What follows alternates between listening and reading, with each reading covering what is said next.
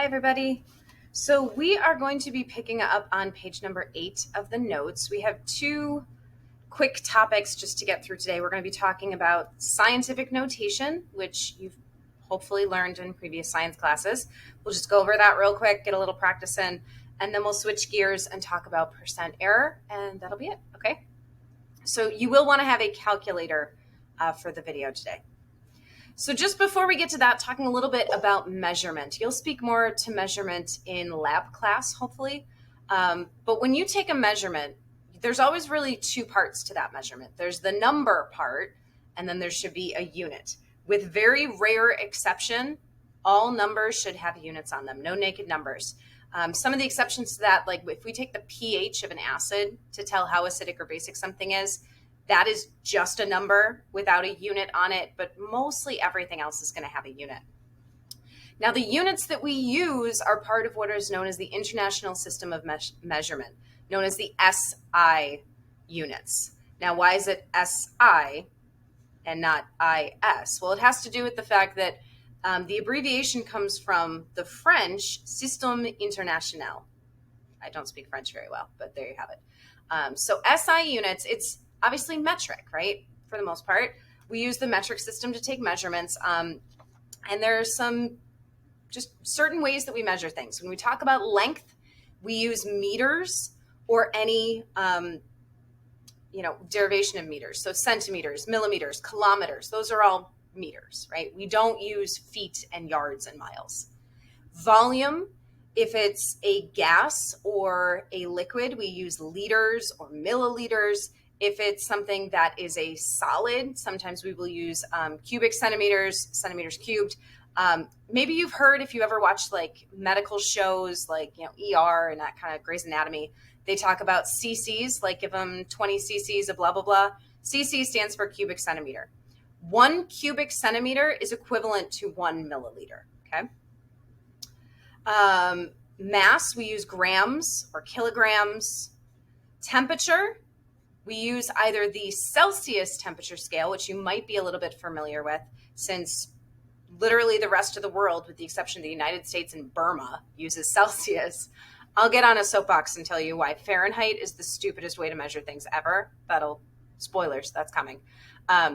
So most of the world uses Celsius, but there is another temperature scale that we find particularly useful when we have to do calculations regarding temperature, which is the Kelvin temperature scale.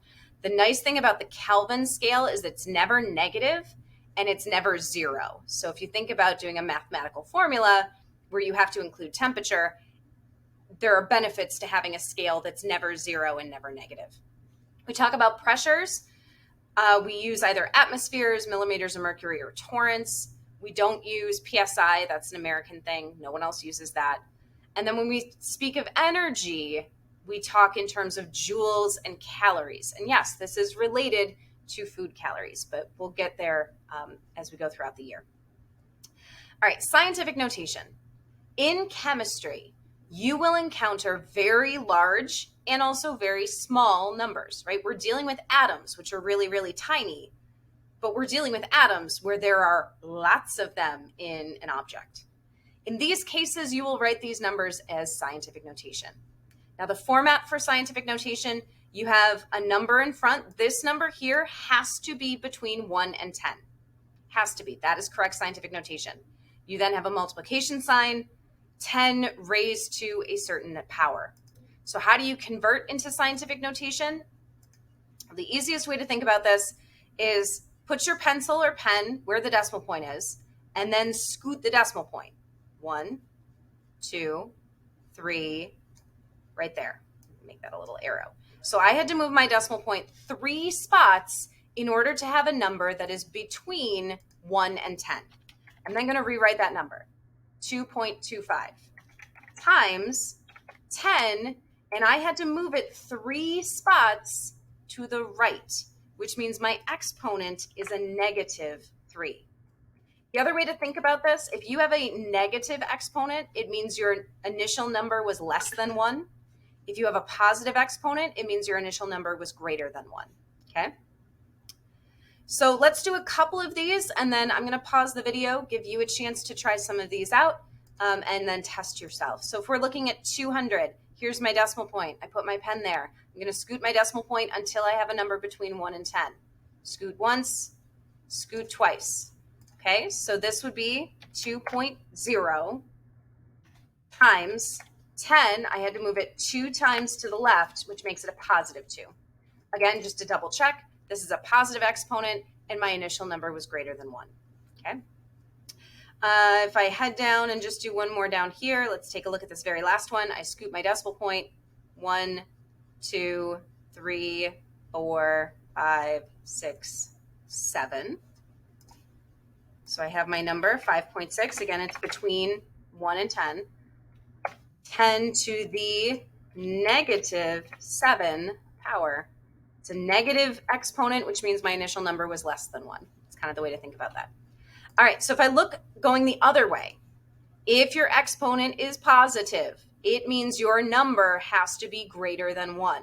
So think about, well, which direction am I moving my decimal point to make that happen? I need to move my decimal point 4 spots. If I were to move my decimal point this way, 4 spots, I would wind up with a number that is smaller than 1, which is not what I want. So I'm going to move my decimal point 4 spots the other way. 1, 2, 3, 4, and then you add in your zeros. So I get an answer of 12,000. Okay. If I take a look at, I guess we'll do the bottom one here, right? Might as well. We have 8 times 10 to the negative 8. So here's my decimal point. I'm going to move my decimal point 8 spots. 1, 2, 3, 4, 5, 6, 7, 8. Put some zeros in there. So I wind up with 0.00000008. Between the decimal point and the 8, there should be 7 zeros. So 1, 2, 3, 4, 5, 6, 7, and there are. Okay. All right. So I'm going to pause the video at this point. I would like you to try the rest of this chart. When I unpause, check your answers, and we will go from there. Okay. See you in a minute. Bye. All right, so we are back. Check your answers real quick. Let me know if you have any problems, all right? All right, so moving on. Our next topic is accuracy, precision, and error. All right, so let's get some definitions under our belt first. When we talk about precision, how precise something is a measure of how close series of measurements are to one another. So imagine for a moment that you are playing darts. So in this example down here, I'm going to draw a little dartboard. Oop, that's not what I wanted at all. Dartboard would be circles, not squares. Here we go. Circles. So I'm going to just draw a little dartboard. Again, you guys know art, not my thing. That looks decent, right? Yeah, we'll go with yeah. All right, so imagine that I'm throwing darts at this dartboard. A high level of precision would be if I threw 5 darts, they all wind up in about the same spot. That would be a high level of precision. All your measurements are pretty close together. However, as you look at this picture that I've just drawn, you might notice, but Mrs. Saul, those darts aren't in the middle. I didn't hit the bullseye, and I was aiming for the bullseye. And what this is an example of when I have a high level of precision, but a low level of accuracy. Accuracy is a measure of how close a measurement comes to the actual or true value of what is being measured. So how close are you to what it should be? And when we talk about experiments, you're hoping for both, right? You want the thing that you're measuring to be the actual or true value, but if you do repeated trials, you want those repeated trials to all get about the same answer, right? You don't want massive outliers. So this second dartboard that I've drawn is showing a high level of precision and accuracy. Now, what might cause something to be precise but not accurate? Imagine for a moment that you're doing an experiment where you have to find the mass of something. So you do multiple trials, you find the mass of something 3 times, and all your data points seem really close together. You're really happy. But you realize that someone had stuck a wad of chewing gum on the bottom of your triple beam balance pan. So every mass that you were taking was 3 grams heavier than its actual mass. All your measurements were really close together. You had a very high level of precision, but your accuracy was not great because there was something with how the lab was being conducted. In this case, chewing gum stuck to a balance pan that was skewing all of the data 3 grams too heavy. Okay? Your goal is to be both accurate and precise. So how do we determine error? Well, this is something that we can calculate. We can report on the percent error, which is really a report on accuracy. How close were you to the actual or true value? So the accepted value is the correct value based on reliable resources. Now, you're not going to be able to find an accepted value for everything, but if we're talking about, the boiling point of an element, we know that. There are reference books where we can look that up, where that is basically a proven thing. We know the density of silver. We know the freezing point of mercury. All those, there's certain data things that we have so much information, we know that they are true. Experimental value is the value the student or scientist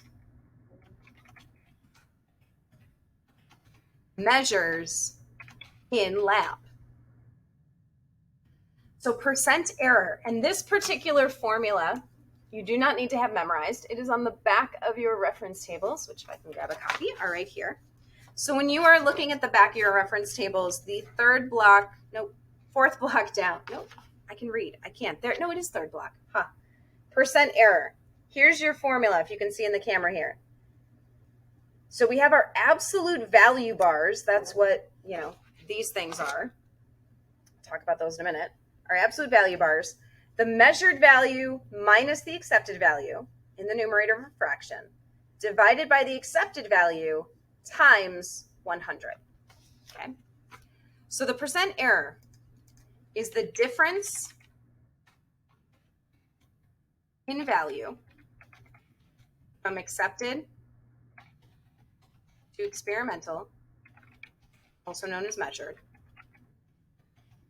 divided by the accepted value multiplied by 100. But take a look at this practice problem. It says, Samantha measured the density of a liquid to be 2.83 grams per milliliter. The actual value is 2.56 grams per milliliter. What was her percent error? Now, as with every problem we do, ladies and gentlemen, formula, substitution, answer with unit. We need to show FSA. So I'm going to start with my formula. Percent error is equal to, we have, and I can look at my formula that's on the back of my reference table here so I can remember it. And I'm going to be lazy and I'm going to abbreviate. Measured value minus accepted value. Okay.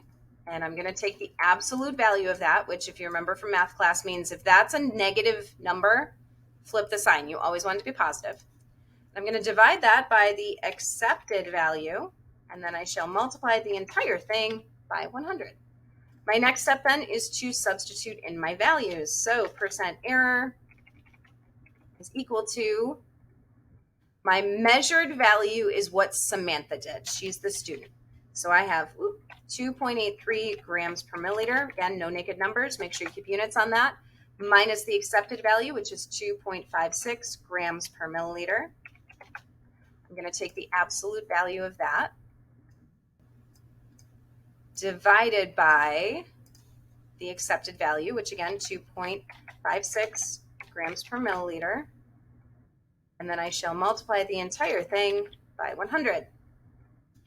So if I go to do this, order of operations, I am going to find a calculator. That's the first thing I'm going to do. Here we go. Forgot to grab one, so I'm using my phone. Super great. All All right, so I want to deal with the numerator first, the subtraction here, because I have to find the absolute value of that. So I have 2.83 minus 2.56, which gives me positive 0.27. That would be my numerator. I'm going to divide that by 2.56, okay? And I'm going to multiply that by 100. As a general rule of thumb, I would say percent error, it's typically a good idea to maybe round this to the tens place. Again, we will talk more about rounding over the next couple of days, but my percent error is 10.5%. The percent sign is your unit. And then I am going to draw a happy box around my answer, and there we go, okay? In class, we will get more practice with this. As always, guys, let me know if you have any questions, and I will see you soon. Bye.